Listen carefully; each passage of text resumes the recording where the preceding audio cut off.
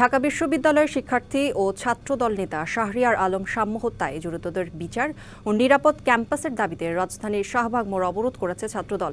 এ ব্যাপারে আরও জানাতে শাহবাগ থেকে যুক্ত হচ্ছেন সহকর্মী ফরহাদুজ্জামান। ফরহাদ, ছাত্রদলের অবস্থান কর্মসূচি সম্পর্কে বিস্তারিত জানাবেন। ধন্যবাদ করি। আমরা এতক্ষণ যাচ্ছিলাম পরিবাগ বা ইন্টারকন্টিনেন্টাল মোড় থেকে, এখন আমরা অবস্থান করছি শাহবাগ মোড়ে। আপনি জানেন এখানেও কিন্তু সাম্য হত্যার বিচারের দাবিতে ছাত্রদল অবস্থান নিয়েছে এবং পুরো শাহবাগ এলাকাতেই কিন্তু তার অবস্থান নেওয়ার কারণে আশপাশের যান চলাচল বন্ধ রয়েছে।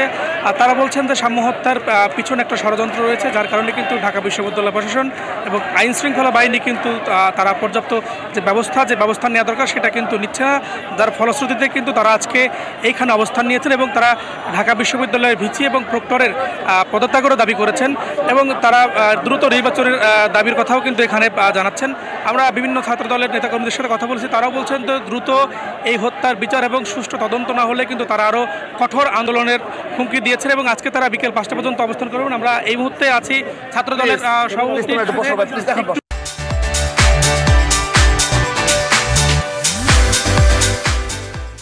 আজকে একটু বলবো যে আপনারা কি দাবিতে অবস্থান নিয়েছেন এবং এই কর্মসূচি কতক্ষণ পর্যন্ত চলবে এবং কোনো কঠোর কর্মসূচি দেবেন কিনা? সাম্য হত্যার বিচারের দাবিতে আমরা ছাত্রদল কেন্দ্রীয় সংসদ এবং ঢাকা বিশ্ব ছাত্রদল পৃথকভাবে প্রতিদিনই কর্মসূচি পালন করেছি।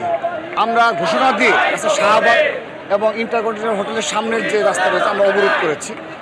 আমরা এর বিস্তৃতি আরও ঘটতে পারে যদি সাম্য হত্যার বিচার অতি দ্রুততম সময় আমরা না পাই, মূল ঘাতক সহ অপরাধ শনাক্ত করে আমাদের নিকট স্পষ্ট করা না হয়, আমরা আরো বৃহত্তর কর্মসূচি যাব। আজকে তো 9 দিন পার হয়ে গেছে, আপনারা একটু বলবেন যে এই হত্যার পেছনে কোনো ষড়যন্ত্র দেখছেন কিনা এবং আপনারা যে প্রক্টর এবং ভিসি পদত্যাগের দাবি করছেন সেটা কেন?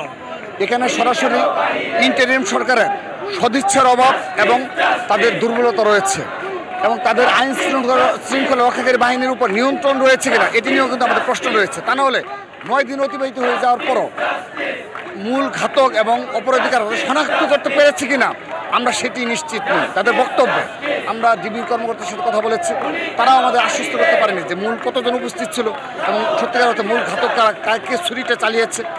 সে কারণে আমরা আজকের এই অবরোধ থেকে আবারও ইন্টারিম সরকারের নিকট দাবি জানাচ্ছি।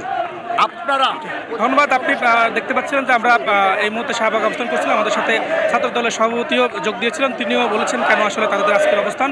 এখন পর্যন্ত শাহবাগ থেকে আমার কাছে এই ছিল সর্বশেষ। ধন্যবাদ ফরহাদ আপনাকে।